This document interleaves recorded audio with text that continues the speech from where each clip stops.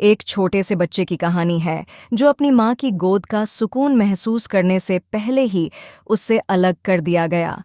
उसकी माँ एक दासी थी और वह भी एक दास की जिंदगी जीने के लिए मजबूर था।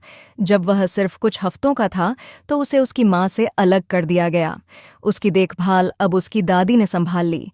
बचपन का एक बड़ा हिस्सा दादी की गोद में बिताने के बाद एक दिन जब वह 6 साल का था, उसकी दादी उसे एक बड़े बागान पर ले गई।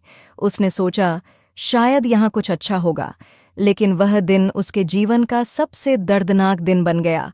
उसकी दादी उसे वहां छोड़कर चली गई। उसकी मासूम आंखों में सवाल थे, पर कोई जवाब नहीं।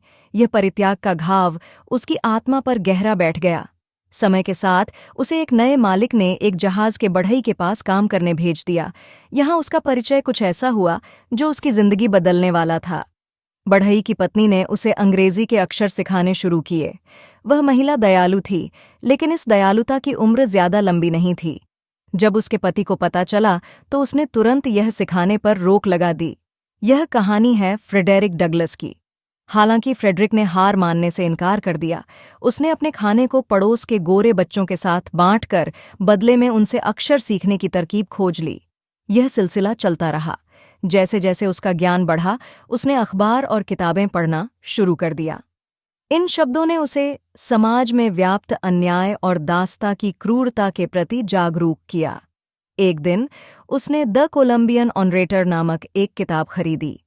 यह किताब उसके लिए केवल पन्नों का एक संग्रह नहीं थी, बल्कि यह शब्दों की ताकत का जादू थी।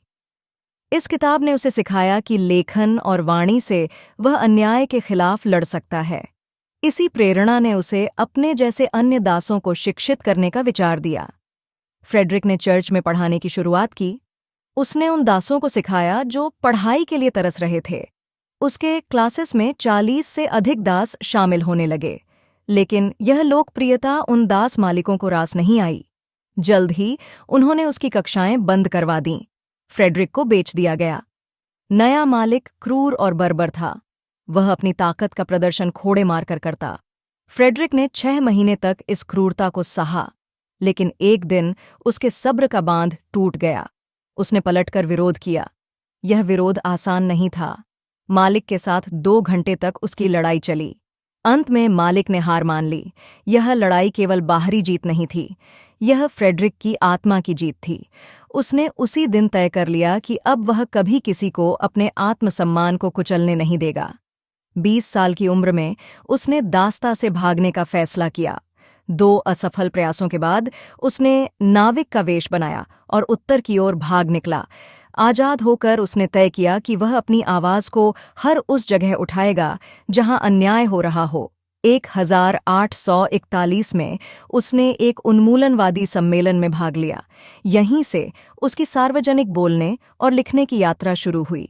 जल्द ही उसने दे नॉर्थ स्टार नामक एक अखबार शुरू किया और दास्ता के खिलाफ लेख लिखे। यह एक खतरनाक काम था। कई घोरों को यह पसंद नहीं आया। एक दिन जब वह व्याख्यान दौरे पर था, एक गुस्साई भीड़ ने उसे घेर लिया और बुरी तरह पीट दिया। लेकिन यह घटना उसकी आवाज को दबा नहीं पाई। फ्रेडरिक ने महिलाओं के अधिकारों के लिए भी लड़ाई लड़ी। उन्होंने राष्ट्रपति लिंकन के साथ काम किया और काले सैनिकों के अधिकारों के लिए आवाज उठाई। 1963 में राष्ट्रपति लिंकन ने सभी दासों को मुक्त करने की घोषणा की।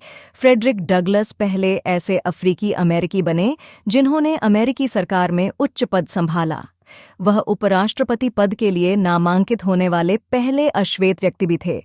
उन्होंने अपने जीवन से यह साबित कर दिया कि शिक्षा और ज्ञान सबसे बड़ा हथियार हैं। उनके शब्द आज भी हमें प्रेरित करते हैं। उन्होंने कहा था, अगर संघर्ष नहीं होगा तो प्रगति भी नहीं होगी।